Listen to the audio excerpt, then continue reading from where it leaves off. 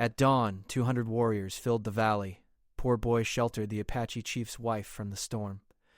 The year was 1876, and the Arizona Territory stretched out wild and untamed under an endless sky. In the shadow of the Dragoon Mountains, where red rocks rose like ancient giants and eagles circled overhead, a 16-year-old boy named Thomas Reed lived a life that most would call difficult. His days began before sunrise and ended long after sunset, filled with the endless work of survival in an unforgiving land. Thomas was thin and tall for his age, with sun-darkened skin and calloused hands that told the story of hard labor. His clothes were patched and repatched, his boots worn so thin that he could feel every stone beneath his feet. But his eyes were bright and observant, always watching the land around him with the careful attention of someone who understood that nature could be both generous and cruel. He lived with his mother, Margaret Reed, in a small cabin that his father had built with his own hands 7 years earlier. The cabin sat in a lonely spot, miles from the nearest town, where a thin stream provided water and a small meadow offered grazing for their sheep. Margaret was a strong woman who had learned to be both mother and father to her son after losing her husband to fever. She was respected for her quiet dignity and her skill with healing herbs, though they had very little money and often went to bed with empty stomachs. Their wealth consisted of 23 sheep, a milk cow, a few chickens, and the small vegetable garden that Margaret tended with loving care. Thomas's job was to watch over the sheep, leading them to fresh grazing and protecting them from mountain lions, wolves, and the occasional rustler who passed through the territory. It was lonely work, but Thomas had grown used to the solitude. He knew every trail in the mountains, every water source, every cave where he could take shelter if needed.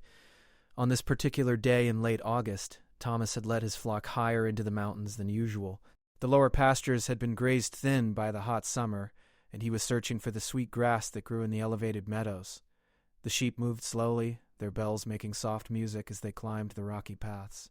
Thomas carried a walking stick, a canteen of water, and a small cloth bundle containing bread and cheese that his mother had prepared before dawn. The morning had been beautiful and clear, with a sky so blue it almost hurt to look at it. But by afternoon, Thomas noticed changes that made him uneasy.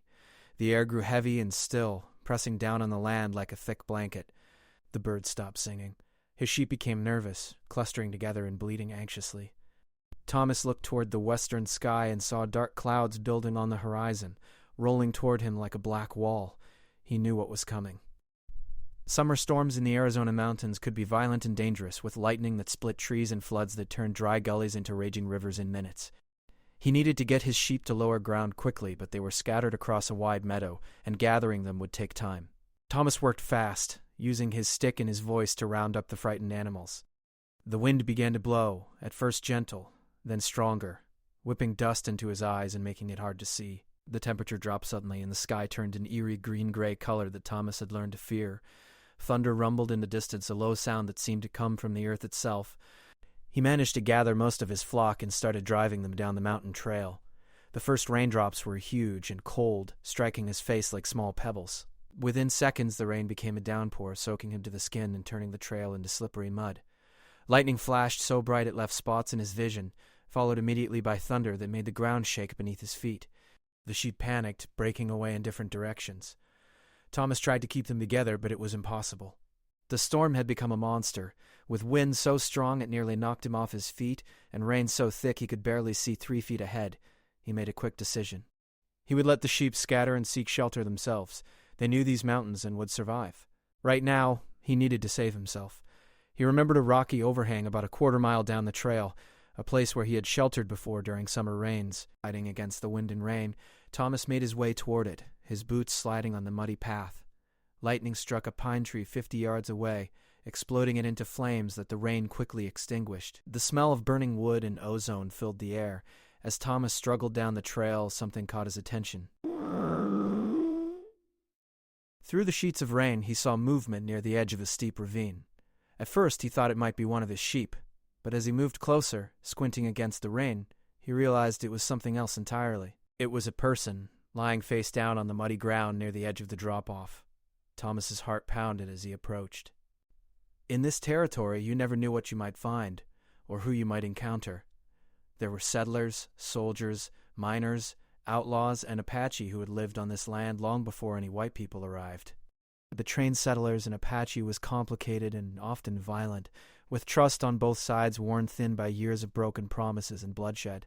He knelt beside the figure and gently turned it over. It was a woman, and even through the rain and mud, Thomas could see that she was Apache. She wore a traditional dress made of soft deerskin, decorated with intricate beadwork and patterns that Thomas had never seen before. Her long black hair was loose and tangled with leaves and dirt. There was a gash on her forehead, bleeding slowly, and her eyes were closed. For a moment Thomas froze, his mind racing through everything he had heard about Apache people. His neighbors in town spoke of them with fear and anger, telling stories of raids and attacks. The soldiers at Fort Bowie talked about them as enemies to be conquered. But his mother had always told him that Apache were people just like anyone else, trying to protect their families and their way of life on land that had been theirs for generations. The woman moaned softly, and Thomas made his decision. She was injured and would die if left here in the storm. He couldn't live with himself if he walked away. He was strong from his work with sheep, but the woman was not small, and lifting her was difficult. He managed to get her over his shoulder, staggering under the weight, and began the careful descent down the slippery trail. The journey back to his cabin took over an hour, though it normally would have taken 20 minutes. Thomas fell twice, managing both times to protect the woman from injury even as he scraped his own hands and knees on rocks. The storm continued its assault, and by the time he reached his cabin, he was exhausted and shivering from cold despite the summer season. His mother was standing at the door, her face tight with worry. When she saw Thomas carrying the unconscious woman, her eyes went wide, but she didn't hesitate. She pulled them both inside and shut the door against the howling wind. The small cabin felt warm and safe after the violence of the storm outside. They laid the woman on Thomas's bed, the only real bed in the cabin besides his mother's. Margaret immediately began examining the injuries, her skilled hands gentle but thorough. She cleaned the head wound with water and cloth, applied a poultice made from herbs she kept dried and stored, and wrapped clean bandages around the woman's head. She checked for broken bones, finding none, but discovered bruises and scrapes that suggested the woman had fallen or been thrown from somewhere high. As Margaret worked, she suddenly stopped and looked closely at the woman's dress. She touched the beadwork carefully, her fingers tracing the patterns. Thomas watched his mother's face change, recognition dawning in her eyes. "Thomas?" she said quietly, her voice serious. "This woman is someone important. Look at this beadwork. These patterns, this quality of work. This is not ordinary clothing. This is the dress of someone from a chief's family, perhaps a chief's wife." Thomas felt his stomach tighten. If this woman was important to the Apache, her disappearance would be noticed. There would be searching parties, perhaps warriors ready for conflict. And here she was, in their cabin, unconscious and injured. The situation was far more complicated than he had imagined when he carried her down from the mountain. Outside, the storm continued to rage through the night. Thunder rolled across the mountains, and rain hammered on their thin roof, finding leaks that dripped into pots and buckets they placed around the room. Margaret and Thomas took turns watching over the woman, keeping her warm with their few blankets and occasionally giving her sips of water when she seemed partially conscious. As Thomas sat beside the bed in the flickering light of their single oil lamp, watching the rain run down the small window, he wondered what morning would bring. He had made a choice to help someone in need, following the values his parents had taught him. But in this wild territory, where different peoples struggled to coexist and fear often ruled over compassion, he had no idea whether his act of kindness would bring blessing or disaster to his family's door. The storm finally exhausted itself just before dawn, leaving behind a world washed clean and glistening with moisture. Thomas had barely slept, dozing in the wooden chair beside his bed where the Apache woman lay still and silent. Every small sound she made caused him to jerk awake, checking to see if she was worsening or improving. His mother had stayed up even later, changing the bandages twice during the night and forcing herbal tea between the woman's lips whenever she stirred slightly. When the first light of morning crept through their small window, Thomas stepped outside to assess the damage. The yard was covered in broken branches and scattered debris. Water still rushed through the normally dry creek bed behind their cabin, carrying mud and stones in its angry current. In the distance he could see that part of the trail he had climbed yesterday had collapsed entirely, taking trees and boulders with it down the mountainside. He shuddered, realizing how close he had come to being caught in that disaster. His sheep were his first concern. He spent the early morning hours searching for them, calling and listening for their bells. Remarkably, he found 19 of the 23 scattered but alive in various sheltered spots around the property. 4 were missing, probably lost to the storm or wandered too far away. It was a loss his family could barely afford, but it could have been much worse. When he returned to the cabin, his mother was preparing a thin porridge over their small fire. She looked tired, deep circles under her eyes, but there was something else in her expression, too. Relief, perhaps, or satisfaction. Thomas followed her glance toward the bed and saw that the woman's eyes were open. She was awake, watching them with a gaze that was cautious but aware. Margaret approached slowly, her movements gentle and non-threatening. She offered the woman a cup of water, speaking softly even though she knew the woman probably couldn't understand English. The woman drank gratefully, her hands shaking slightly as she held the cup. She touched the bandage on her head carefully, then looked at Margaret and Thomas with an expression that seemed to be assessing whether they were friends or enemies. The first day passed in careful silence. The woman was weak and in pain, that much was clear. She accepted food and water, but said nothing, her dark eyes constantly watching their movements. Margaret continued to change her bandages and apply healing herbs to her wounds. Thomas tried to go about his usual work, but he found himself constantly returning to the cabin to check on their unexpected guest. By the second day, the woman attempted to sit up. Margaret helped her, arranging the thin pillows behind her back. The woman looked around the cabin more carefully now, taking in the poverty that surrounded them. Thomas noticed her eyes lingering on the patches in the roof where sunlight came through, the rough furniture his father had made from whatever wood was available, the nearly empty shelves where their food supplies should have been stored. That afternoon, something changed. The woman pointed to herself and said clearly, "Shah." She repeated it several times, pointing to herself each time. Thomas understood. It was her name. Margaret smiled and pointed to herself, saying Margaret, then pointed to Thomas, saying his name. Shah nodded slowly, repeating their names in her accent, the sound slightly different but recognizable. Over the next hours, they began to communicate in a mixture of hand gestures, simple Spanish words that Shah seemed to know, and drawings made in the dirt floor of the cabin. Thomas had learned some basic Spanish from traders who passed through the territory, and apparently Shah had learned it too during encounters between her people and Mexican settlers. It was enough to form a fragile bridge of understanding. Through this painstaking process, they learned that Shah had been gathering plants in the mountains when the storm struck. She had been thrown from a rocky ledge by the force of the wind and hit her head on the way down. She remembered little after that until waking in their cabin. When Margaret showed her the dress she had been wearing, now cleaned and mended, Shah's fingers traced the beadwork with something like sadness in her eyes. On the third day, Margaret developed a coughing fit that left her gasping for breath. It was not the first time Thomas had heard this cough. His mother had been dealing with it for months, a deep rattling in her chest that worried him greatly, but which they had no money to have a doctor examine. Margaret tried to hide it, turning away and covering her mouth, but Shah had noticed. The Apache woman gestured for Margaret to come closer. She pointed to her own chest, then to Margaret's, making a coughing motion. Then she gestured toward the door, making walking motions with her fingers, and pointed at various plants she seemed to be describing. Margaret didn't understand at first, but Thomas suddenly realized what Shah was trying to communicate. She knew of a plant, an herb or root perhaps, that could help with the cough. Shah grew frustrated with their lack of understanding. She pushed herself up from the bed, still weak but determined. Margaret tried to stop her, worried she would hurt herself, but Shah was insistent. She moved to the door and looked outside, scanning the area around the cabin. Then she pointed to a spot near the creek and made her walking gesture again. Thomas understood. She wanted to show them the plant. He offered his arm, and Shah accepted it, leaning heavily on him as they walked slowly toward the creek. Margaret followed, protesting that Shah should be resting, but also curious about what the woman was trying to show them. At the creek's edge, Shah bent down carefully and pointed to a plant with broad leaves and small yellow flowers. Thomas had seen it before, but had never known it was useful for anything. Shah made digging motions, and Thomas used a flat stone to dig up the root. It was thick and pale with a strong smell. Shah nodded with satisfaction and gestured for them to take it back to the cabin. Inside, Shah showed Margaret how to prepare the root. She mimed cutting it into small pieces, then boiling it in water. Margaret followed the instructions, and soon a strange-smelling tea was steaming in their only pot. Shah insisted that Margaret drink it, and, though Margaret wrinkled her nose at the bitter taste, she drank the entire cup. That evening, Thomas noticed his mother coughed less. By the next morning, the improvement was even more noticeable. This exchange seemed to break down another wall between them. Margaret looked at Shah with newfound respect and gratitude. She tried to thank her, putting her hand over her heart and bowing her head slightly.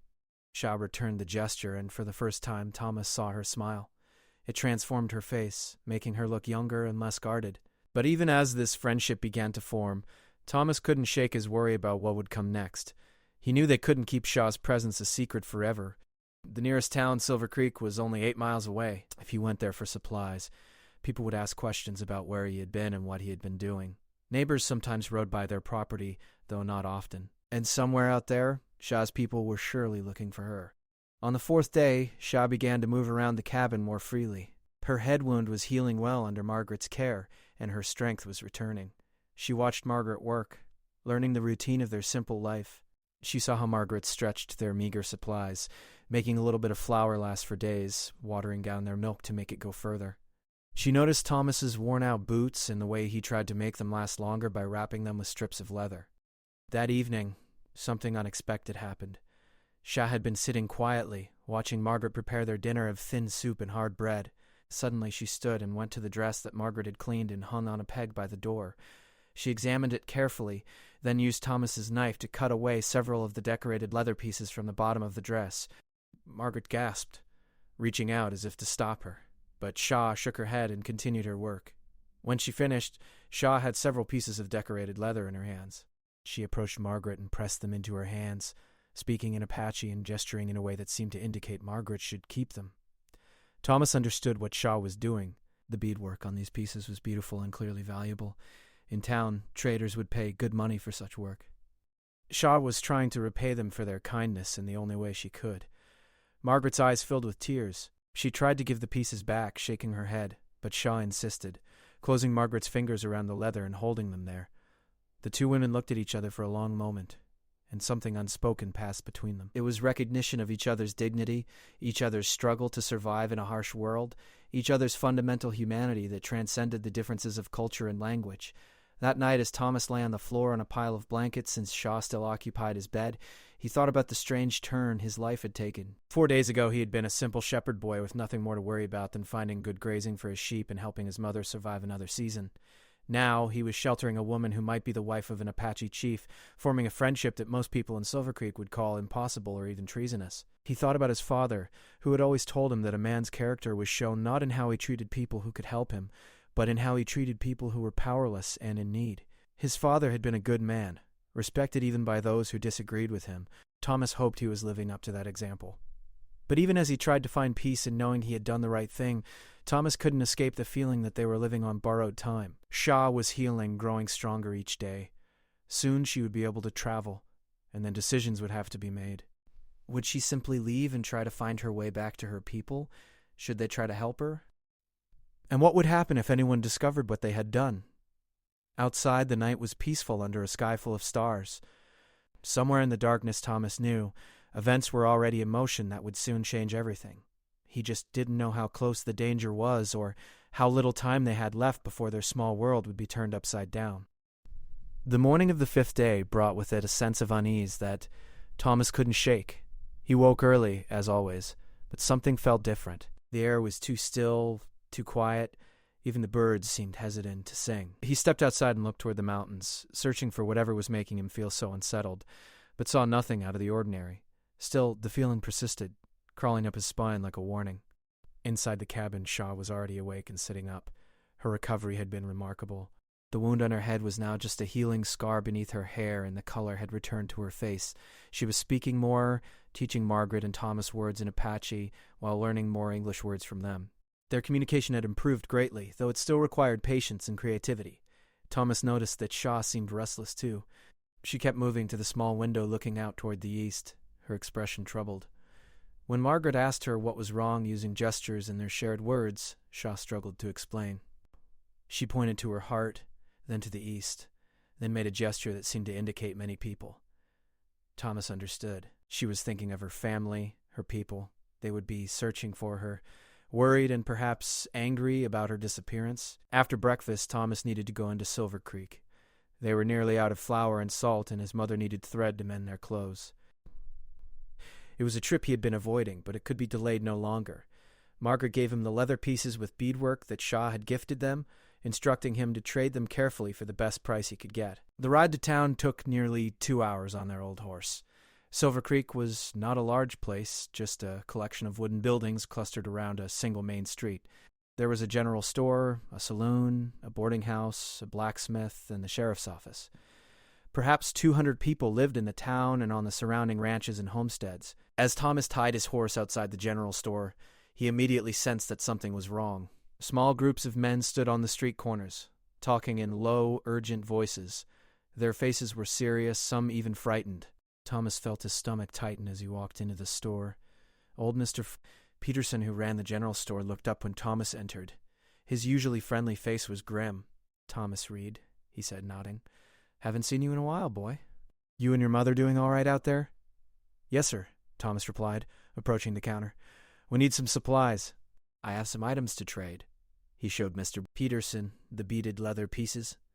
The old man's eyes widened when he saw them. He picked up one piece, examining it closely, turning it over in his weathered hands. "This is fine work," he said slowly. "Apache work, unless I miss my guess." "Where did you get this, Thomas?" Thomas had prepared his answer. "Found it," he said, trying to keep his voice casual. "Up in the mountains after the big storm. Must have been left behind by someone passing through." Mr. Peterson looked at him for a long moment, and Thomas forced himself to meet the man's eyes without flinching. Finally, the storekeeper nodded. "Well, it's good quality. I can give you credit for flour, salt, and whatever else you need, plus a little extra." As Mr. Peterson gathered the supplies, Thomas asked casually, "Seems like something's got people worried. What's happening?" The old man glanced toward the window where more men were gathering in the street. "Apache trouble," he said quietly. "Word came from Fort Bowie yesterday. There's Apache warriors gathering in the mountains, more than anyone's seen in years. Could be 200 or more. Some folks say they're preparing to raid the settlements." Thomas felt the blood drain from his face. "Do they know why?" he managed to ask. "Nobody knows for certain," Mr. Peterson replied, packing the supplies into a cloth sack. "But the Apache chief, fellow named Cochio, he's leading them. Story is his wife went missing during that big storm last week. Some think she was taken by settlers or soldiers. The Apache are angry, and when they get angry, people die." He looked at Thomas seriously. "You and your mother are pretty isolated out there. Might want to think about coming into town until this blows over. We're forming a citizens' defense committee." Thomas thanked Mr. Peterson and left the store, his mind racing. 200 warriors, preparing for war, and it was all because of Shah's disappearance. The woman lying in his bed, recovering from her injuries, was the wife of Chief Cochio. Her people thought she had been taken, perhaps harmed, and they were ready to go to war over it. He walked down the street in a daze, barely noticing where he was going. Near the saloon, he saw a group of soldiers from Fort Bowie, their blue uniforms dusty from hard riding. They were talking with Sheriff Morrison, their voices carrying in the quiet morning air. "The colonel wants all settlers to move into town or the fort," one soldier was saying. "This could turn into a full uprising. We've got cavalry patrols out searching for signs of Apache camps, but the mountains are big and they know how to hide." Sheriff Morrison, a thick man with a gray beard, shook his head. "People won't want to leave their homes and livestock. And what if the Apache are just defending themselves? What if some fool settler did take that woman?" "Doesn't matter now," the soldier replied grimly. "Right or wrong, if those warriors come down from the mountains, there's going to be blood. We need to be ready."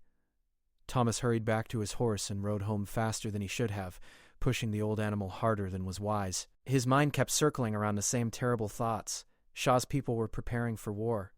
If they raided the settlements, innocent people would die. Women and children would be killed or taken, and it was all based on a misunderstanding. Shah wasn't taken or harmed by settlers. She had simply fallen during a storm and been helped by a poor family who wanted nothing more than to do the right thing. When he reached home, his mother was outside hanging laundry to dry. After she took one look at his face and knew something was terribly wrong. "Thomas, what is it?" she asked, her hand still holding a wet shirt. "You..." He told her everything he had heard in town. As he spoke, Margaret's face grew pale. She looked toward the cabin, where Shah was inside resting. "We have to tell her," Margaret said. "She needs to know what's happening because of her disappearance." Inside, they found Shah sitting by the window, working on a small basket she had woven from grasses she had gathered near the creek. When she saw their expressions, she stopped working immediately, her hands frozen in the middle of weaving. Through their mixture of languages and gestures, they explained what Thomas had learned. As understanding dawned on Shah's face, her expression changed from confusion to horror to deep sadness. She stood abruptly, speaking rapidly in Apache, her hands moving expressively. Though Thomas couldn't understand all her words, her meaning was clear. Her people thought she had been taken. They were preparing to fight to avenge her or rescue her. And she was here, safe and healing, while her absence was about to spark a war. Shah moved to where her dress hung, now touching it almost reverently. She turned to Margaret and Thomas, and through gestures and broken words she made them understand that she needed to return to her people. She needed to tell them she was safe, that she had not been harmed by settlers. She could stop the war before it started. but Margaret shook her head firmly. Too dangerous, she said, pointing at Shah, then at the mountains, then making a gesture of people fighting. She was right. If Shah simply walked into the territory between the Apache and the settlers, she might be spotted by army patrols. The soldiers, seeing an Apache woman, might shoot first and ask questions later. Or she might run into angry settlers who wouldn't believe her story. The very people who wanted to rescue her might end up being the ones who harmed her. Thomas sat down heavily on a chair, his head in his hands. They were trapped in an impossible situation. If they did nothing, war would come, and people on both sides would die. If they tried to return Shah to her people, they risked her being hurt or killed on the journey. And if anyone discovered they had been sheltering the Apache chief's wife, they would be accused of being traitors or conspirators. As the day wore on, they discussed options in their limited shared language. Shah was insistent that she must return to her people, the sooner the better. Margaret worried about her safety and also about what this would mean for Thomas and herself. Would the Apache believe they had helped Shah willingly, or would they think the Reeds had held her prisoner?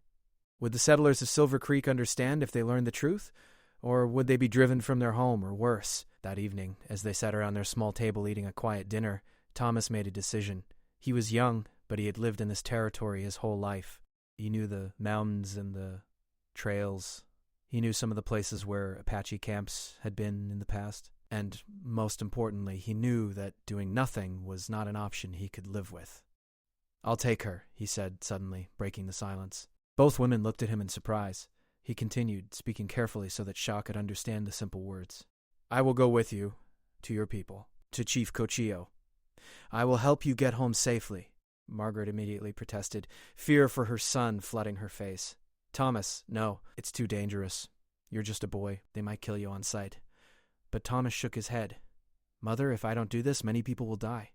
Good people on both sides. And it will be my fault because I had the power to stop it and did nothing." He looked at Shah. "Besides, if I go with her, her people will see that a settler helped her.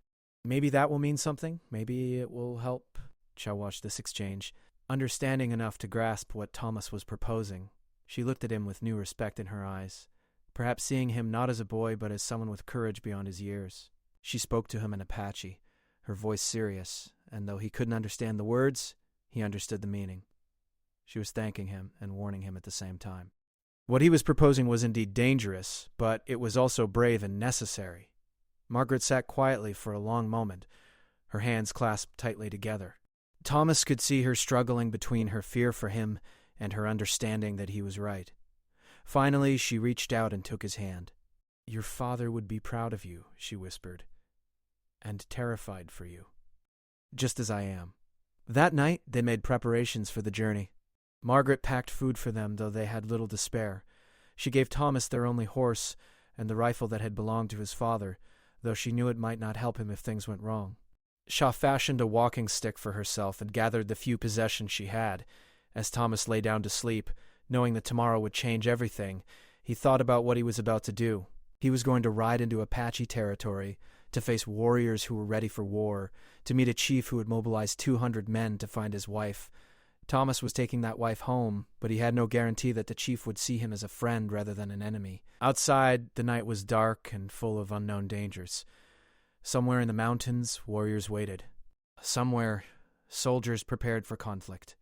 And tomorrow, at dawn, one poor shepherd boy would try to bridge the gap between two worlds at war, armed with nothing but good intentions and a hope that sometimes, just sometimes, one act of courage and honesty could make a difference. The first light of dawn came cold and pale over the mountains. Thomas had barely slept, his mind too full of what lay ahead to find any real rest. He rose quietly, careful not to wake his mother, though when he looked over he saw her eyes were already open, red from crying she had tried to hide during the night. She had been awake too, watching her only son and knowing that when the sun rose, she might be sending him to his death. Margaret rose and prepared a simple breakfast of cornmeal and weak coffee. They ate in near silence, the weight of the coming journey pressing down on all of them. Cha had also been awake, and she had braided her long hair in an intricate pattern that Thomas had not seen before. She had explained through gestures that this style would identify her to her people from a distance, a way of signaling who she was before arrows could fly. After breakfast, Margaret helped Thomas pack supplies onto their horse. The animal was old and not particularly strong, but it was steady and sure-footed on mountain trails, which was more important than speed. She gave him the last of their dried meat, a full water skin, extra ammunition for the rifle, and a blanket roll. Her hands shook as she worked, tying knots and checking straps over and over again. When everything was ready, Margaret turned to her son. She put both hands on his shoulders and looked into his eyes with an intensity that made Thomas stand straighter. "Listen to me carefully," she said, her voice steady despite the tears on her cheeks. "If there is any danger, any sign that things are going wrong, you run. Do you understand me? You leave Shah and you run and you come home. Your life is worth more than pride or honor or anything else in this world." Thomas wanted to argue, to say that he couldn't abandon Shah after promising to help her, but he saw the desperation in his mother's eyes and simply nodded. "I'll be careful, Mother." "I promise." Margaret then turned to Shah and took her hands. The two women looked at each other, and no words were needed. Margaret had saved Shah's life and tended her wounds. Shah had shared her knowledge and given them gifts. They had formed a bond that transcended the barriers of language and culture. Shah spoke softly in Apache, and though Margaret couldn't understand the words, she could hear the gratitude and respect in the tone. Thomas helped Shah onto the horse, then climbed up behind her. The plan was simple.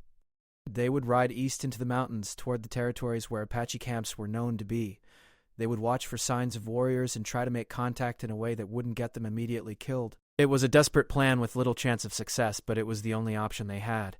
As they rode away from the cabin, Thomas turned back once to see his mother standing in the doorway, one hand raised in farewell. She looked small and alone against the rough cabin, and Thomas felt a surge of doubt. What if something happened to him? She would be left with no way to survive. But then he thought of the 200 warriors gathering in the mountains, of the settlements that would be raided, of the children who would die if war came. He faced forward and urged the horse onward. The first few hours of the journey passed without incident. They followed deer trails that wound through pine forests and across rocky meadows. The morning warmed slowly, and the beauty of the mountains was almost enough to make Thomas forget the danger they were riding toward. Almost, but not quite. Every shadow might hide a warrior. Every sound might be the click of a rifle being cocked or the whisper of an arrow being drawn. Shah was alert and watchful, her eyes constantly scanning the terrain around them. Several times she touched Thomas's arm and pointed to things he would have missed. A broken branch that showed someone had passed this way recently. Ashes from a fire that was no more than a day old. Signs that they were entering territory that was being actively used and watched. Around midday, they stopped at a small stream to rest and water the horse.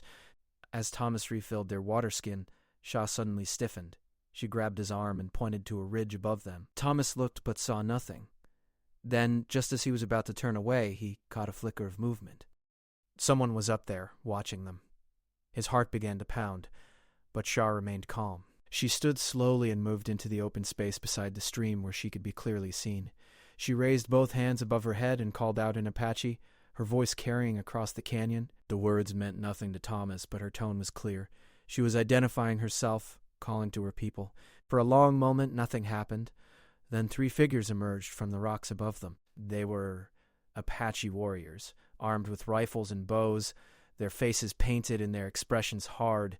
They descended the slope with remarkable speed and silence, and within minutes they had surrounded Thomas and Shah. The warriors spoke rapidly to Shah, their voices sharp with questions. She responded just as quickly, gesturing to Thomas, to herself, to the direction they had come from. The warriors looked at Thomas with expressions that ranged from suspicion to open hostility. One of them, a young man with a scar across his cheek, raised his rifle and pointed it directly at Thomas's chest. Thomas forced himself to remain still, to keep his hands visible and away from his father's rifle, which was still secured to the saddle. His mouth was dry and his heart hammered so hard he could hear it in his ears, but he tried to keep his face calm. Shah stepped between Thomas and the warrior with the rifle, speaking urgently. The warrior argued with her, his voice angry, but Shah was insistent. Finally, the warrior lowered his rifle, though he continued to glare at Thomas. The oldest of the 3 warriors, a man with gray streaking his long hair, spoke to Shah in a tone that seemed more respectful. Shah responded, and Thomas heard his name mentioned. The older warrior looked at him with new interest, studying him from head to toe. Then he nodded slowly and spoke to the other warriors. What happened next was both frightening and surreal. The warriors took the reins of Thomas's horse and began leading them deeper into the mountains. Thomas and Shah remained mounted, but they were clearly prisoners now, or at least under guard. The young warrior with the scar walked behind them, his rifle always ready, his eyes never leaving Thomas's back. They traveled for more than 2 hours, climbing higher into the mountains where the air grew thin and cold. The terrain became increasingly rugged, with narrow passes between towering rock formations. Thomas realized that even if he had tried to find the Apache on his own, he never would have succeeded. These were places that required knowledge passed down through generations, secret paths that only those who belonged to this land could navigate. Then they crested a final ridge, and Thomas's breath caught in his throat. Below them, spread across a wide valley, was an Apache camp, but calling it a camp was like calling an ocean a puddle. There were easily 100 or more shelters, traditional structures made of branches and hides. Horses grazed in a makeshift corral. Women tended fires and prepared food. Children played in groups, their laughter carrying on the wind. And everywhere there were warriors. They stood in groups, checking weapons, speaking in low tones. They sat in circles, planning and strategizing. They practiced with bows and rifles, their movements precise and deadly. Thomas had never seen so many Apache people in one place, and the sight was both magnificent and terrifying. This was not a raiding party. This was an army preparing for war. As they descended into the valley, people began to notice them. Women stopped their work and stood to watch. Children ceased their playing and stared. Warriors reached for weapons. A murmur spread through the camp like wind through grass, growing louder as more people saw what was happening. Shah had returned. The chief's wife, who everyone feared was dead or taken, was here, alive and riding into camp. But she was not alone. She was accompanied by a white boy, a settler, riding on a settler's horse and carrying a settler's rifle. Thomas could feel the weight of hundreds of eyes on him, could sense the confusion and anger building like a storm. Some of the warriors began to move toward them, their intentions clearly hostile. Then a man emerged from the largest shelter in the center of the camp. Thomas knew immediately who he was. Chief Cuchillo moved with an authority that needed no crown or ceremony to announce itself. He was not a large man, but he radiated power and control. His face was weathered by sun and wind, his eyes sharp and intelligent. He wore traditional clothing decorated with beadwork similar to what Shah had worn, and at his belt hung both a knife and a pistol. When Cuchillo saw Shah, his carefully controlled expression cracked. Relief, joy, and anger all flashed across his face in quick succession. He strode forward rapidly, and the crowd parted before him like water. Shah slid down from the horse and ran to meet him. They embraced, and Cuchillo held his wife tightly, speaking to her in a voice too low for Thomas to hear but filled with emotion. The warriors who had brought Thomas to the camp spoke to their chief, gesturing toward Thomas and explaining how they had found him with Shah. Cuchillo looked up at Thomas, his dark eyes unreadable. He spoke a few words to Shah, asking her something. She responded at length, pointing back the way they had come, touching the healing wound on her head, gesturing to Thomas repeatedly. Thomas remained on the horse, knowing that dismounting without permission might be seen as threatening. His hands rested visibly on the saddle, well away from his rifle. He tried to keep his breathing steady, tried to look respectful but not afraid. Around him, the crowd of Apache people had grown larger. Some faces showed curiosity, others showed clear hatred. Many warriors looked like they wanted nothing more than to drag him from the horse and make him pay for every wrong ever done to their people by settlers. Cuchillo listened to his wife, his expression giving away nothing. When she finished speaking, he looked at Thomas again for a long moment. Then he spoke in clear English, his accent strong but his words understandable. "You brought my wife home." It was not quite a question, but Thomas answered anyway. "Yes, sir," he said, his voice steadier than he felt. "She was hurt in the storm. My mother and I helped her heal." "You could have taken her to the army fort," Cuchillo said, watching Thomas carefully. "You could have claimed a reward. You could have used her to bargain for your family's safety. Why did you not do these things?" Thomas thought about his answer carefully. Everything depended on what he said next. "'Cause she needed help, and we could give it," he said finally. "My father taught me that a person's worth is shown by how they treat those who need help. It doesn't matter who they are or where they come from. If someone needs help and you can give it, you do. That's all." Some warriors muttered to each other. Cuchillo's expression remained neutral, but something flickered in his eyes. He spoke to Shah again, asking more questions. She responded, and Thomas heard his mother's name mentioned, heard Shah describing the cabin and the care she had received. Finally, Cuchillo turned back to Thomas and said something in Apache. The young warrior with the scar stepped forward and gestured for Thomas to dismount. This was it, Thomas thought. Either they would accept what he had done, or they wouldn't. Either his act of kindness would be recognized or it would be seen as an insult, as if helping Shaw was something that required payment or acknowledgement. He climbed down from the horse, his legs shaky from the long ride and from fear. He stood before the Apache chief, this man who commanded 200 warriors, this man whose decision in the next few moments would determine whether Thomas lived or died, whether war would come or peace might have a chance. Chief Cuchillo stood before Thomas, studying him with eyes that seemed to see through flesh and bone directly into a person's soul. The silence stretched on, broken only by the wind moving through the valley and the nervous stamping of horses. Thomas could feel sweat running down his back despite the cool mountain air. Every instinct told him to look away from the chief's intense gaze, but he forced himself to meet those eyes steadily. To look away now would be to show weakness or dishonesty, and either could cost him his life. Finally, Cuchillo spoke again in English, his words measured and deliberate. "My warriors tell me you came willingly into our territory. You were not captured. You chose to bring my wife back to us knowing the danger?" He paused, letting the words hang in the air. "This is either very brave or very foolish. Perhaps both." Thomas swallowed hard before responding. "I came because Shaw told us that her people would be worried. She said they might think she was taken or harmed by settlers. I heard in town that warriors were gathering, that people on both sides were preparing for war."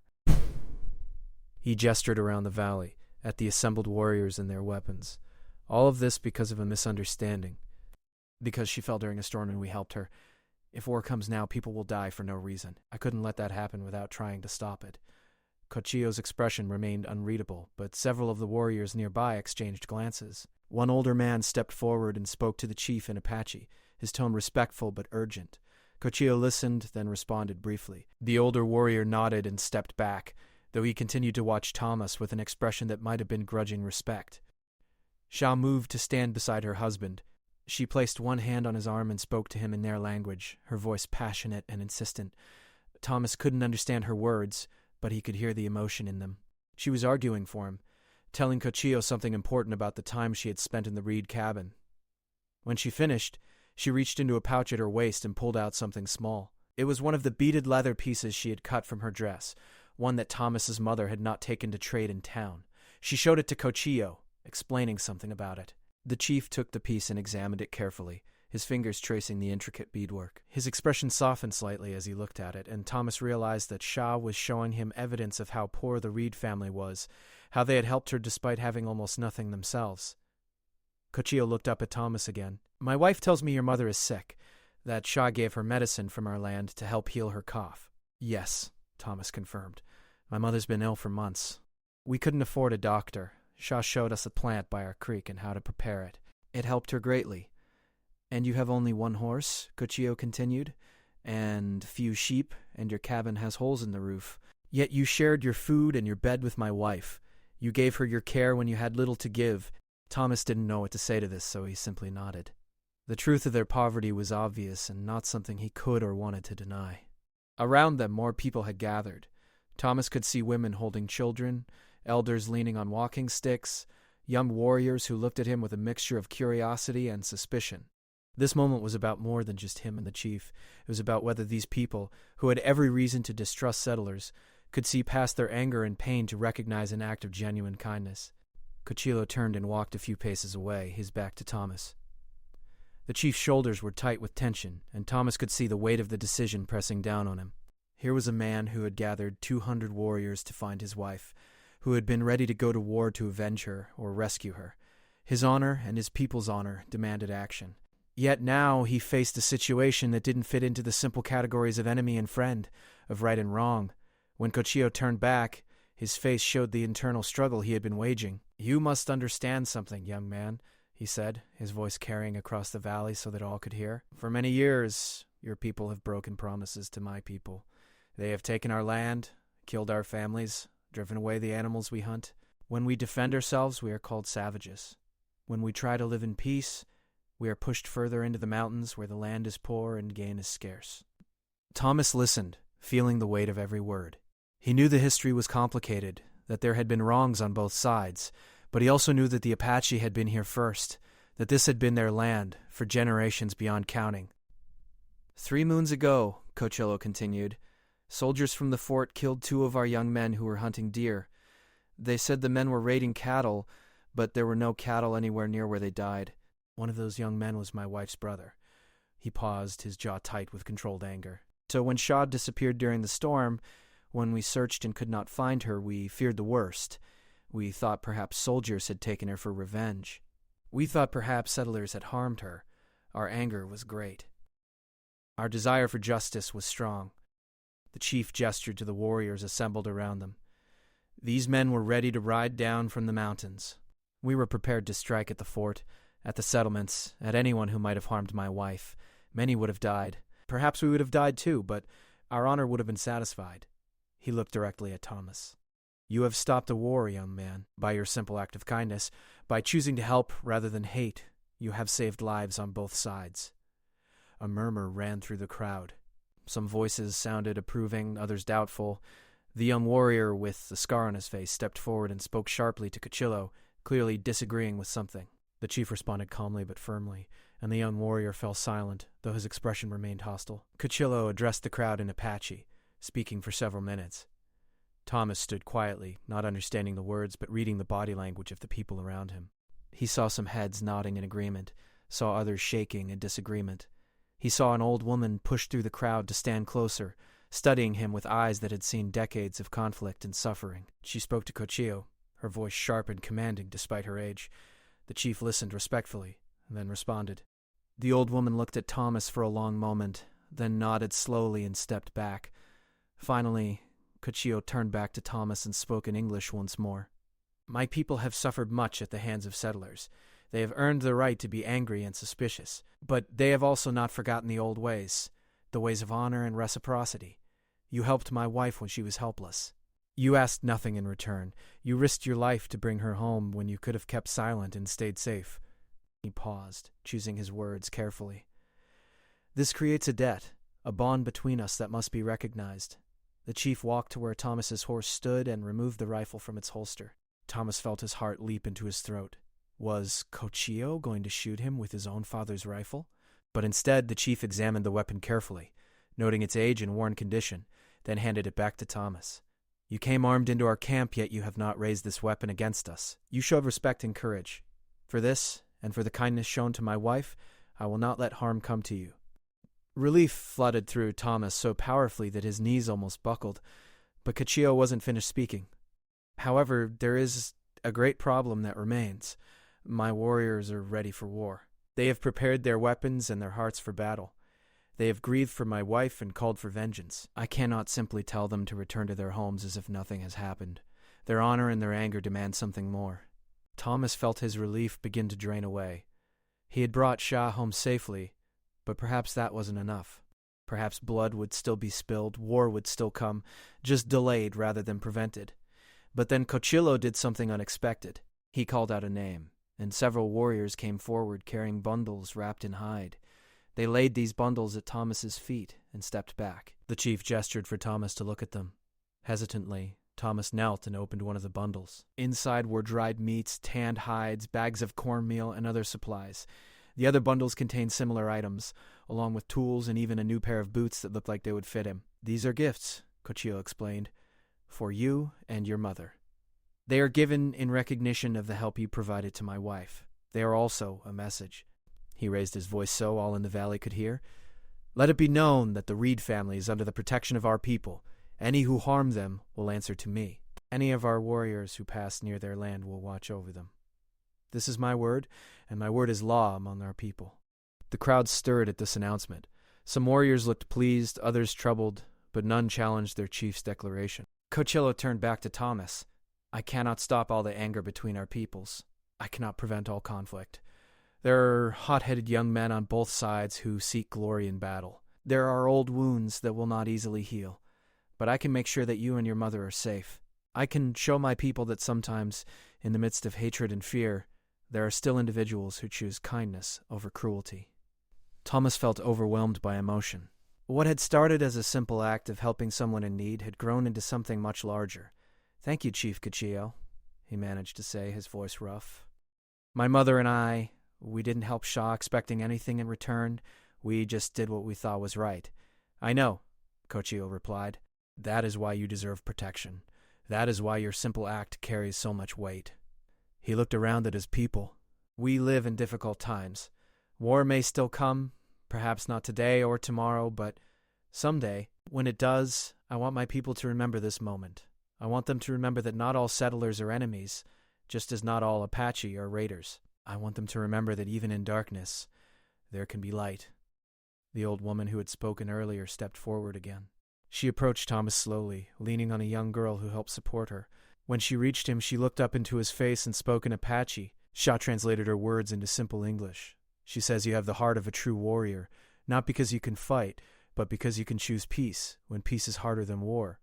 She says her grandson died in a fight with settlers 2 years ago, but she does not blame you for his death. She says you have reminded her that there is still good in the world."